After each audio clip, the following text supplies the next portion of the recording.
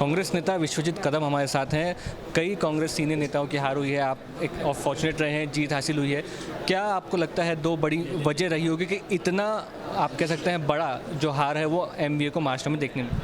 देखिए, एक तो इसका इंट्रोस्पेक्शन चल रहा है और हालांकि कुछ ही दिनों पहले महाराष्ट्र में ये नतीजे आए महाराष्ट्र की असेंबली के चुनाव में, और बहुत बड़ा शॉक हमें महाराष्ट्र के लोगों को मिला है, हमारे एमवीए अलायंस के पार्टी कार्यकर्ताओं को मिला है और उम्मीदवारी को भी मिला है, क्योंकि कई सारे उम्मीदवार कई सालों से उनकी असेंबली कॉन्स्टिट्यूंसी में कड़ी मेहनत कर रहे हैं, उन्हें वक्त दिया, लोगों के काम किए हैं, और ऐसा किसी को ये समझ नहीं पा रहा है कि इतने बड़ी मार्जिन से कैसी ये हार हुई है।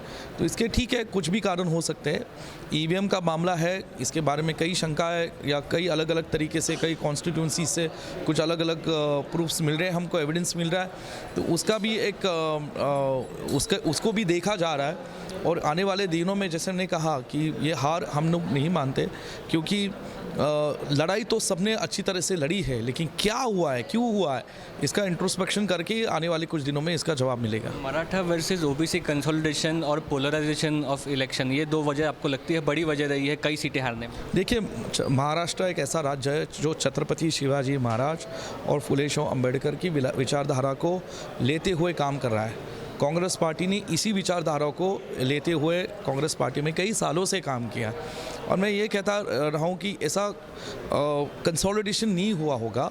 इसका भी इंट्रोस्पेक्शन करेंगे कि जाति और धर्म का वापर किसने गैर तरीके से किया है क्या चुनाव में, तो इसका भी इंट्रोस्पेक्शन हर कोई कैंडिडेट भी कर रहा है, और अपने स्टेट लेवल पे भी हम लोग पार्टी लेवल पे कर रहे हैं। अंबादास दानवे शिवसेना से कह रहे हैं कि ओवर कॉन्फिडेंस हो गई थी कांग्रेस के नेता सूट सिलाने में बिजी थे, सीट शेयरिंग लास्ट मोमेंट तक नहीं हुई, इसके लिए हार हुई। नहीं, देखो, वो भी अलायंस पार्टनर के एक बड़े नेता है, ऐसे तरीके की स्टेटमेंट करना उनको शोभा नहीं देता। मैं ये कहूँगा कि कुछ ही दिन पहले हमारे बड़ी हार के सामना दुर्भाग्य से हमें करना पड़ा है।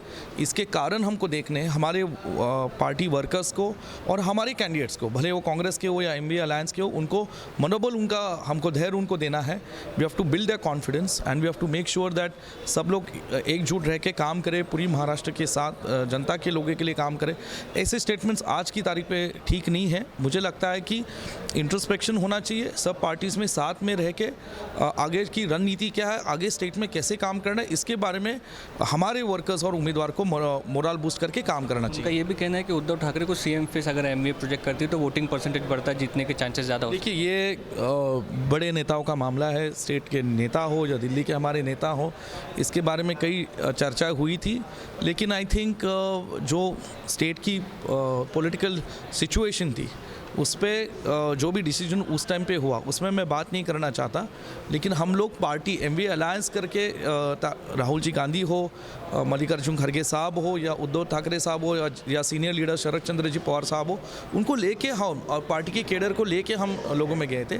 जो भी हुआ है उसका इंट्रोस्पेक्शन करना पड़ेगा और उसके आगे की रणनीति डिसाइड करनी पड़ेगी। विश्वजीत कदम जी, जिनका कहना है कि आगे की रणनीति आकलन की जाएगी। कैमरा पर्सन साहिब पाटिल के साथ मुस्तफा शेख, आज तक।